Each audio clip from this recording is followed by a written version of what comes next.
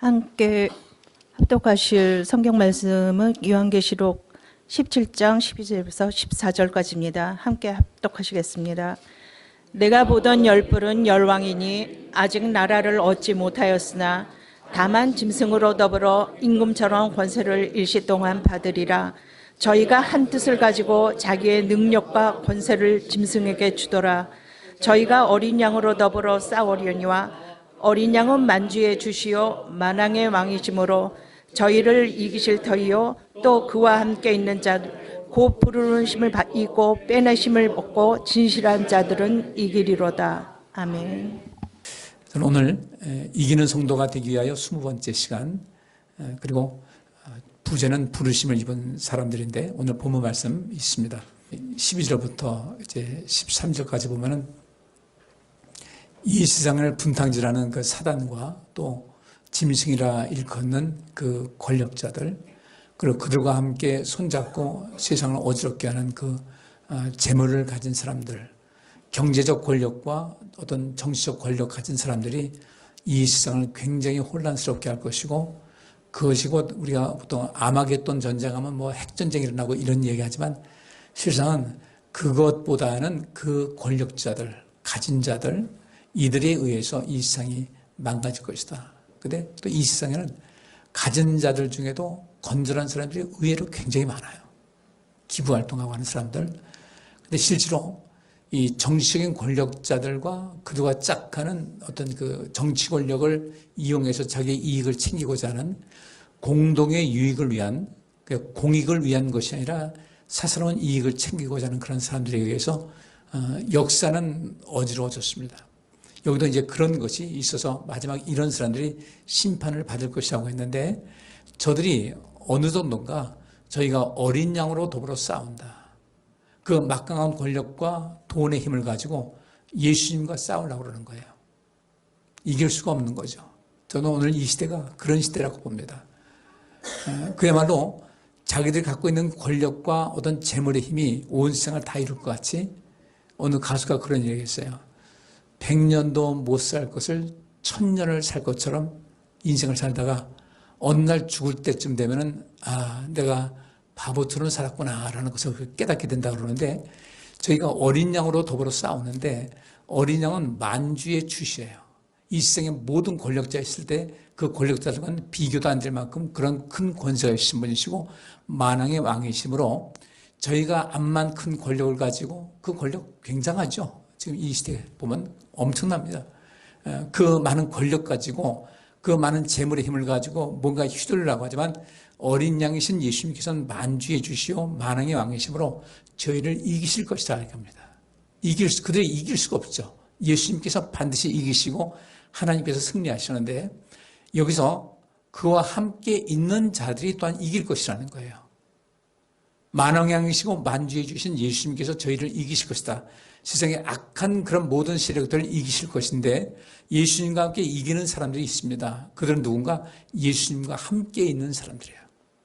이 예수님과 함께 있는 사람들은 더 세분하고 해보면 첫째로 부르심을 입고 그 다음에 빼내심을 얻고 진실한 자들이다. 그래서 여기 표 보면요, 이기는 사람의 네 가지 특성이 있습니다. 첫째로는 그리스도와 함께하는 사람이에요. 이 그리스도와 함께하는데 잠시 잠깐이 아닙니다. 처음부터 끝까지예요. 예수님을 향해서 주여 주여 찾으면서 거기서 뭔가를 얻을 것이 있나 했는데 예수님께서 그들을 모른다고 하셨습니다. 나더러 주여 주여 하는 자마다 천국에 다 갈 것이 아니다. 오직 아버지의 뜻대로 행하는 자라야 천국 간다고 하면서 이 그리스도와 함께하는 사람이라고 했는데, 그 주님께서 모른다고 하는 그 사람들도 겉으로는 그리스도와 함께하는 사람이라고 생각을 했거든요. 하나님과 함께하는 사람이다.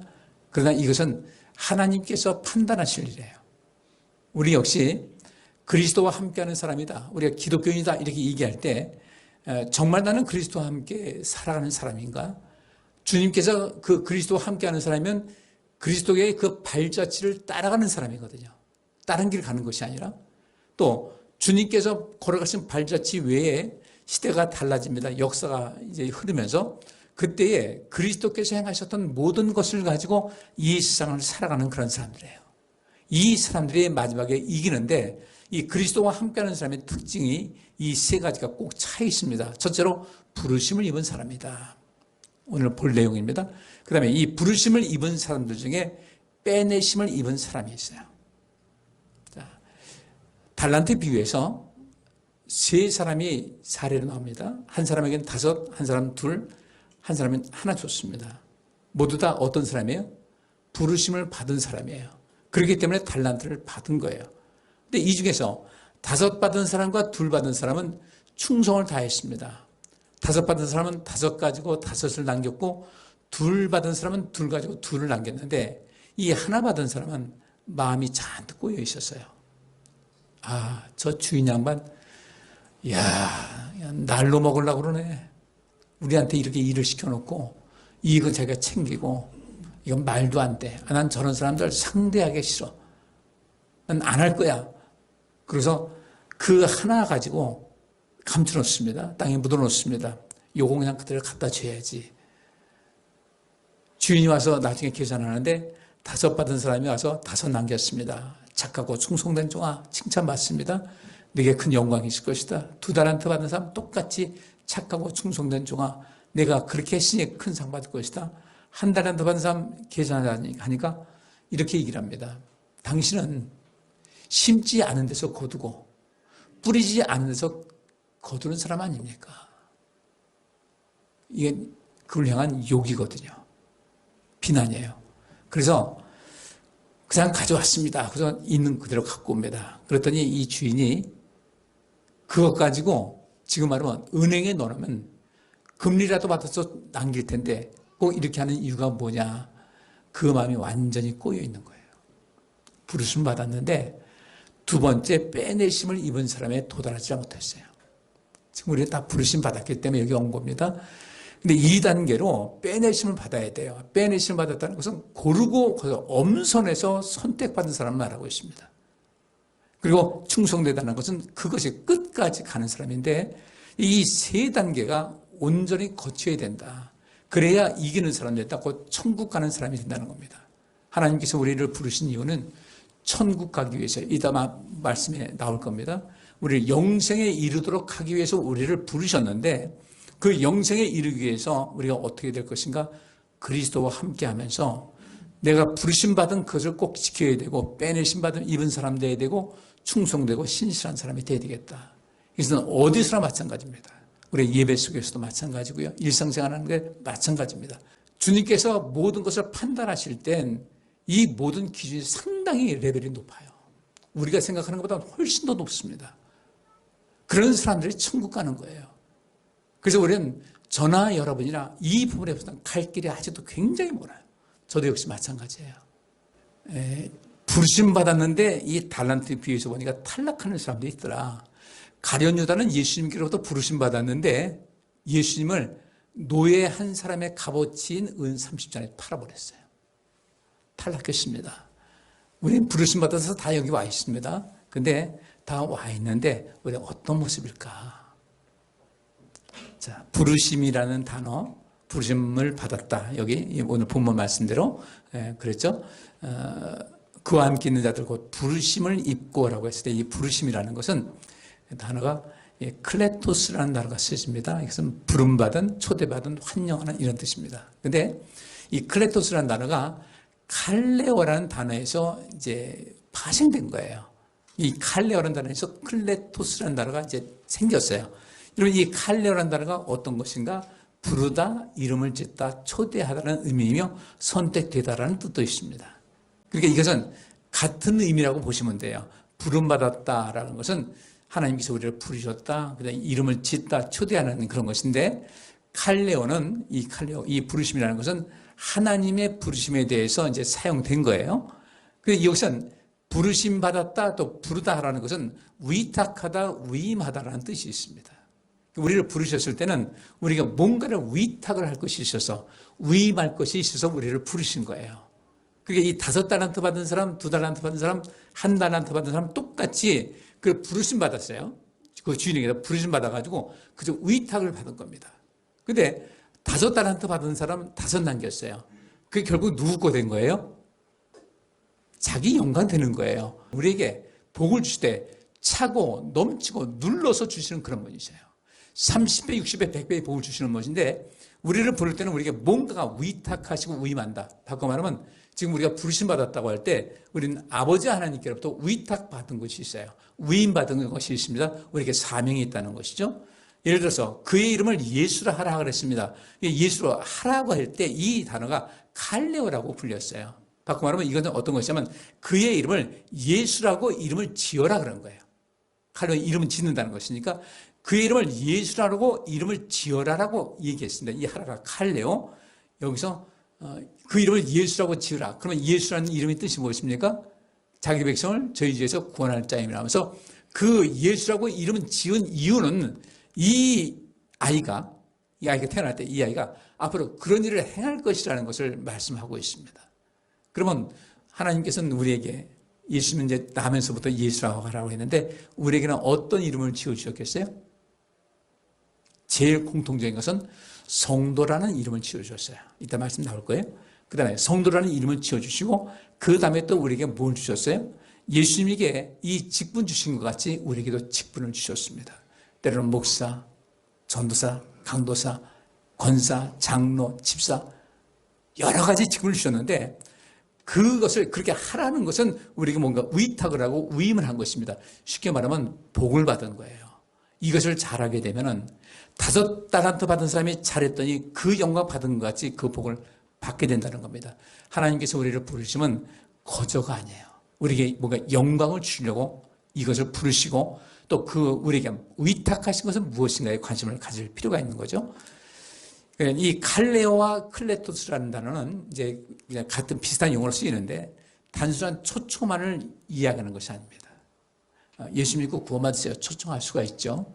근데 단순하게 그런 것이 아니에요. 이때 그 초청받은 그 사람이 부름받은 그 상대가 어떤 응답이 반드시 필요한 거예요. 그리고 우리가 이렇게 부르심 받았지 않았습니까? 우리는 하나님께 뭔가 응답을 드려야 돼요. 리액션이 있어야 돼요. 즉 하나님께서 어떤 목적이 있어 사람을 부를 때 이 단어가 쓰였고 성도는 하나님의 부르심을 인지하고 응답할 준비가 되어 있어야 돼요. 엘리야는 하나님의 부르심을 받고 하나님의 뜻을 따랐습니다. 그런데 이 가운데서 아합 왕과 심각한 갈등이 생기면서 많은 고난을 당했어요. 근데 그는 위대한 선지자가 됐죠. 모세 역시 하나님의 부르심을 받고 바로에게 보냄을 받았어요. 하나님 부르심 받은 다음에 너 바로에게 가서 내 백성을 보내라 이것을 했는데 그 가운데 많은 고난을 당했습니다. 이스라엘 백성들 인도하는데도 고난을 받았어요. 바울도 예수님의 부르심에 순종하면서 고난을 당했습니다. 부르심이라는 것은 영광이지만 그 영광을 얻기 위해서는 또 다른 어떤 작은 고난이 뒤따른다. 그래서 우리가 부르심 받은 하나님 백성으로서 하나님의 영광에서 그 고난을 기꺼이 감당하셔야 돼요. 하나님께서 우리를 부르실 때는요, 응답할 준비가 되셔야 되고요. 하나님께 기도하는 건 뭐예요? 하나님께서 원하시는 거 대략적 알잖아요. 직분자로서도 알고 한 개인으로서 아는데 하나님이 이렇게 인생을 살라고 하는데 참 살다 보니까 이렇게 살기가 참 쉽지가 않습니다. 바울 고백한 대로 나는 하나님 앞에 선을 행하려고 그러는데 내 안에 이 악이 보통 세력이 강한 것이 아닙니다. 나는 얼마나 팔을 걸고 발목 쥐고 있는지. 그래서 오죽 그가 괴로우면 오라나는 곤고한 자로다라고 썼겠어요. 하나님, 전 너무 곤고합니다. 이 악과 싸우는 것이 너무 힘듭니다. 하나님 말씀대로 살기로 하는데 그 악이 자꾸 나를 이끌고 나를 교만하게 만들고. 그래서 사도 바울이 디모데후서 4장에 말한 대로 그는 평생 무슨 싸움을 싸웠어요? 선한 싸움을 싸운 거예요. 그게 하나님께 영광을 돌리는 거예요. 하나님께 영광 돌리는 것은요, 하나님을 기쁘시게 하는 것이거든요. 하나님을 기쁘시게 하는 것은 하나님께서 원하시는 삶을 살아가는 거예요. 다는 아니어도 아직 부족함이 있지만 그렇게 살고자 한 걸음 한 걸음 나아갈 때 이것이 하나님께서 내 말에 순종하고 사는구나. 내 말을 소중히 여기는구나. 내 말대로 살려고 애쓰는 거 보니까 너는 나를 존중할 줄 알고 나를 경외할 줄 아는구나. 이 속에서 너희는 먼저 그의 나라와 그의 의를 구하라. 그리하면 이 모든 것을 너희에게 더해 주실 것이라는 그 응답이 채워지는데 거꾸로 살고 있다는 거죠. 우리가 하나님을 부를 때 하나님께서도 우리를 부르시지만 우리 하나님께서도 우리의 부르심을 듣습니다. 고린도전서 1장에 이제 뒤에 보면 나와요. 우리가 하나님 부릅니다. 하나님께서도 우리를 부르십니다.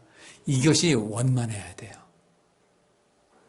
근데 하나님의 부르심을 우리가 받았다? 그 뒤에는 반드시 고난이 뒤따라요. 근데 그 고난의 의미를 아는 사람들은 고난을 고난으로 여기지 않아요.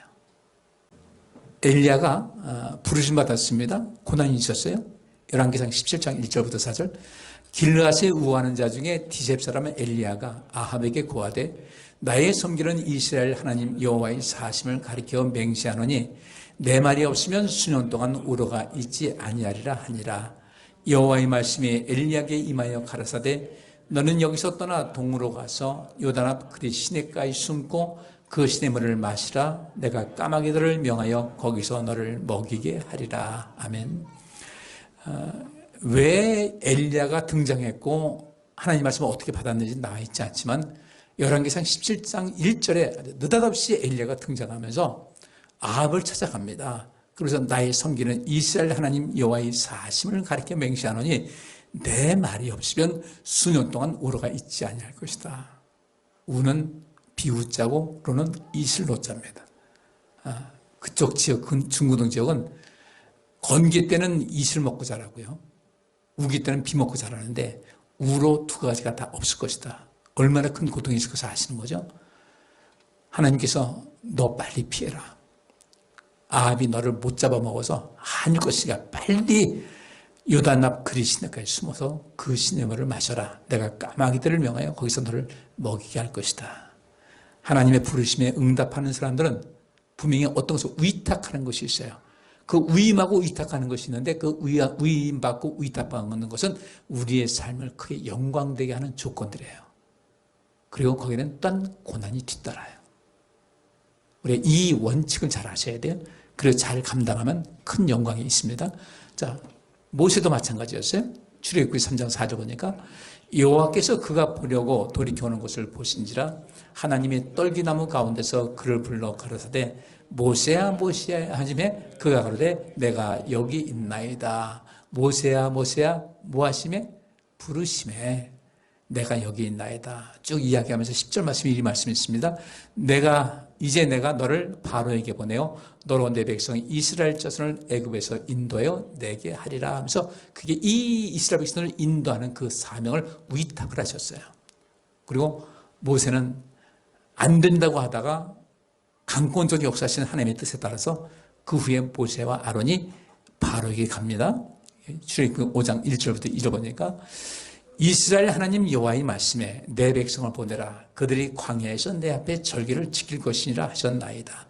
바로가 그러되 여호와가 누구간데 내가 그 말을 듣고 이스라엘을 보내겠느냐? 나는 여호와를 알지 못하니 이스라엘도 보내지 아니하리라. 하나님께서는요, 내가 나를 누군지 모른다고 했으니까 내가 누군지 너한테 보여줄게 하면서 몇 가지 재앙? 10가지 재앙을 내린 거예요. 미리 알았으면 참 좋았는데 한 번 했을 때 여호와라는 분이 이런 분이구나 빨리 순종했으면 됐는데 안 된 거죠. 그러면서 이 모세도 많은 고난이 있었습니다. 근데 이스라엘 백성들 사이 속에서요, 모세와 엘리야 위대한 겁니다. 요한계시록에 두 증인이 나타나는데 그 두 증인이 누구예요?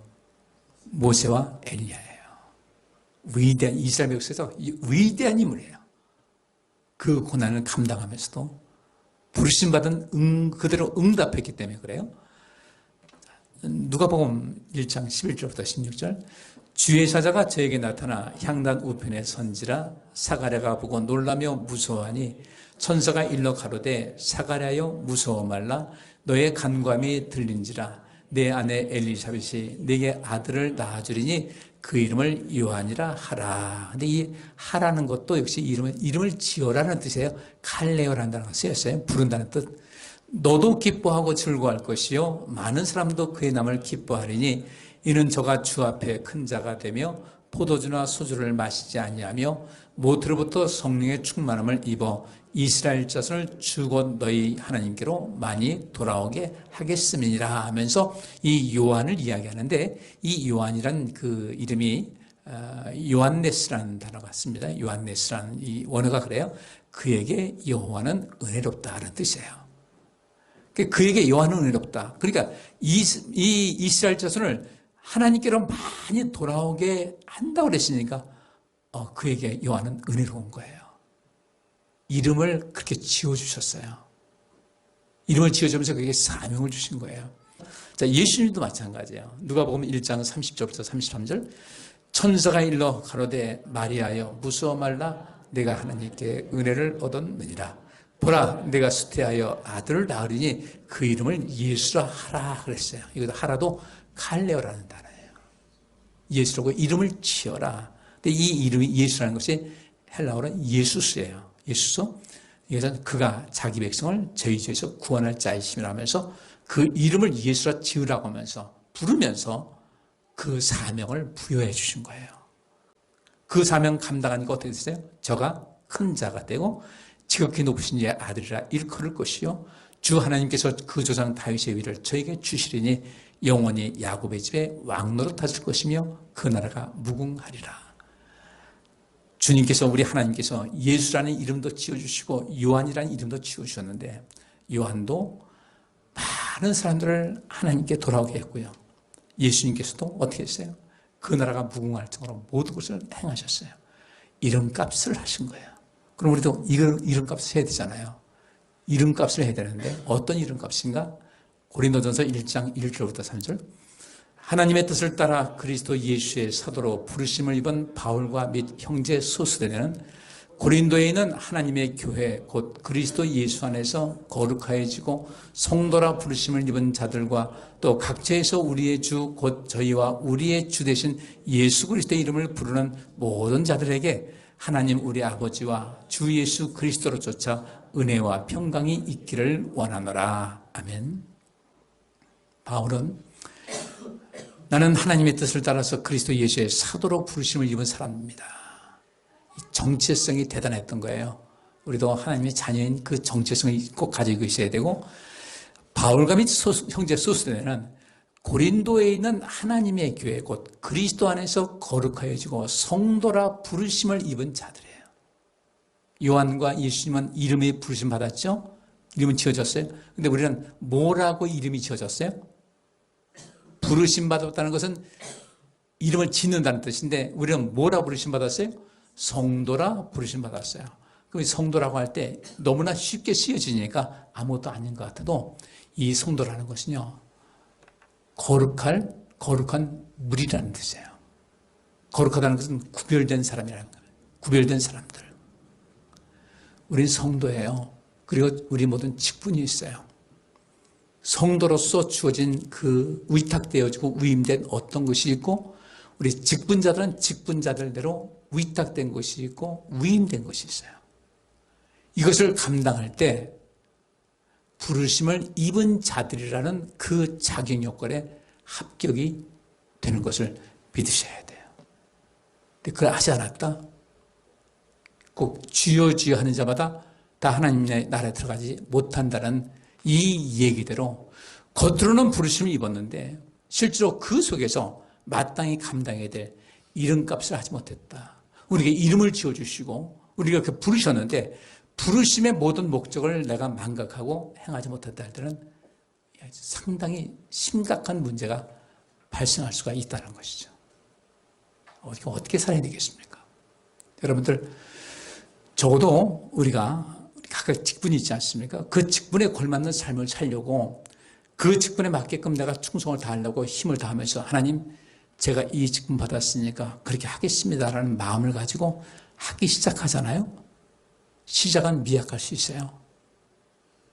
그렇게 하면서 여러분들이 하나님께 기도하면서 그 일을 감당하기 위한 힘을 달라고, 그 믿음을 달라고, 흔들리지 않게 해달라고, 때로 흔들려서 넘어질 때는 다시 일어나게 해달라고 기도하게 되면요, 하나님께서 그것을 반드시 들어 응답해 주실 줄 믿습니다. 이건 안에서 그러는 거예요. 우리 성도님들 직분 잘 감당하세요. 우리 영원토록 사는 것 아니에요. 때로는 고난이 있고 희생이 있는데 이건 요한을 하나님께 높이신 것 같이 엘리야를 높이시고 모세를 높이시고 예수님을 오른손 높이셔서 모든 이름에 뛰어난 이름을 주신 것 같이 하나님께서 반드시 우리를 그렇게 세워주실 줄 믿습니다. 우리의 사명 잘 감당하셔야 돼요. 우리에게는 성도라 이름 주셨고 목사라 이름 주셨고 전도사 이름 주셨고 장로라 이름 주셨고 또 권사라 이름 주셨고 집사라 이름 주셨고 이름을 주었어요. 그 이름을 받았는데 그 이름에 걸맞는 삶을 살지 않게 되면 부르심을 입었는데 결국은 한 달란트 받은 사람 같이 탈락된 사람과 다를 바가 없다는 거예요.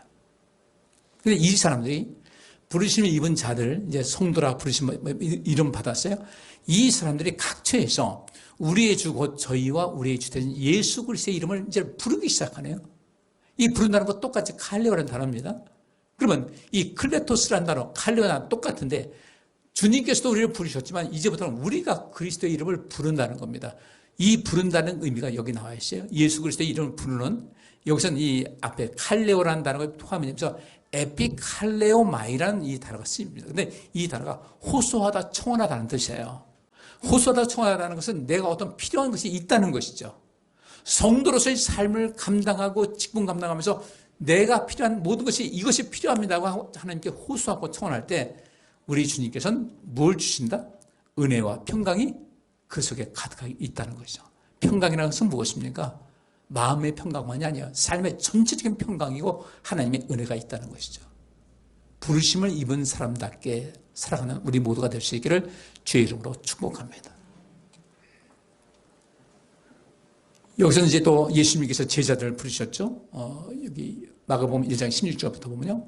갈릴리 해변으로 지나가시다가 시몬과 그 형제 안드레가 바다에 금을 던지는 것을 보시니 저희는 어부라 예수께서 가라사대 때 나를 따라오너라 내가 너희로 사람을 낚는 어부가 되게 하리라 하셨어요. 나를 따라 부르시면서 내가 너희에게 영혼을 구원하는 역할을 하게 할 것이다. 더 나아가다가 이제 야고보와 요한을 봤는데 저희도 배에 있었어요. 곧 부르시니 그랬어요. 부르시니 그 아비 세베드를 딱 사건들과 함께 배에 버려두고 예수를 따라갔어요. 그래서 이 야고보와 이 요한 이 형제가 예수님의 제자가 된 겁니다. 우리가 이런 헌신이 있어야 돼요. 그렇다고 우리 집을 다 떠나는 건 아닙니다. 지금 우리가 일생생활 하면서 주님께서 나를 부르신 모든 목적을 우리가 이루기 위해서 내가 무엇을 해야 될 것인가 이제부터 고민하셔야 돼요. 하나님께서는 왜 나를 부르셨을까? 나에게 맡긴 건 뭘까? 내가 지금 앞으로 무엇을 해야 될 것인가? 교회를 위해서 세상을 향해서 무엇을 해야 될 것인가? 디모데전서 6장 11절 봅니다. 믿음의 선한 싸움을 싸우라 영생을 취하라 이를 위하여 내가 부르심을 입었고 많은 증인 앞에서 선한 증거를 증거하였도다. 아멘. 믿음의 선한 싸움을 싸워라. 아까 말씀드린 거예요. 영생을 취하라 이를 위하여 내가 부르심을 입었다. 하나님께서 우리를 왜 부르셨어요? 영생을 얻게 하기 위해서. 영생을 얻은 이 사람 우리 모두가 어떻게 되겠어요? 또 부르신 목적은 뭐냐면 많은 증인 앞에서 선한 증거를 증거해서 많은 사람에게 영생을 얻도록 한 거예요. 우리가 그 일을 해야 된다는 거죠. 복음 전하는 것뿐 아니라 우리 교회를 그렇게 만들어야 돼요. 누구든지 와서 좀 오고 싶은 교회 만들어야 되고 모든 것을 해야 되는데 우리 함께 고민하셔야 돼요. 마지막 장면입니다. 베드로전서 2장 9절부터 10절. 오직 너희는 택하신 족속이요 왕같은 제사장들이요 거룩한 나라요 그의 소유된 백성이니 이는 너희를 어두운 데서 불러내어 그의 기이한 빛에 들어가게 하신 자의 아름다운 덕을 선전하게 하려 하심이라. 너희가 전에는 백성이 아니더니 이제는 하나님의 백성이요 전에는 긍휼을 얻지 못했더니 이제는 긍휼을 얻은 자니라. 아멘. 얼마나 멋있어요. 너희는 택하신 족속이다. 왕같은 제사장들이다. 옆에 분하고 이렇게 말씀하세요.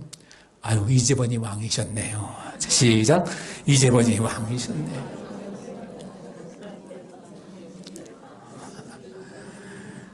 왕같은 제사장이에요. 왕같은 제사장, 왕같은 그 호대와 왕같은 자신감과 멋진 거. 제사장들은 이 재판하는 사람들이거든요. 그렇게 옳고 그름을 분별할 수 있는 그런 그 모든 것. 거룩한 나라 구별된 백성들이고 그의 소유된 그분께서 우리를 아주 특별히 늘 대화하는 그런 백성인데 그렇게 삼으신 이유가 뭔가 했더니 너희를 어두운 데서 불러내어서 그의 기이한 빛에 들어가게 하신 자의 아름다운 덕을 선전하게 하려 함이라. 선전한다는 것은 선포하다, 공포하다는 거예요. 입으로만 예수 믿고 구원받으셔야 하는 것이 아니라 하나님의 그 아름다운 덕을 우리의 삶을 통해서 보여줄 수 있어야 돼요. 우리가 빛이 되어서 보여줘야 됩니다. 이것을 우리가 어떻게 해야 될 것인가? 고난이 뒤따르겠죠. 희생이 들어가겠죠. 투자가 들어가겠죠. 영광이 뒤따르게 되는데 우리를 부르신 목적 아셔야 되고요. 그러면 부르신 자가 천국 간다고 했는데 부르심 받은 것으로만 끝나는 것이 아니라 우리를 기이한 빛에 들어가게 하신 자의 아름다운 덕을 선포하고 나누고 베풀고 사랑을 나누는 이 모든 부르심 받은 사람들답게 반응할 수 있고 리액션, 어떤 반응을 보이고 그 뜻대로 행할 수 있는 사람들이 부르심 받은 사람의 첫째 조건에서 천국 가는 첫 번째 문이 환히 열린 것이다. 할렐루야. 기도합니다.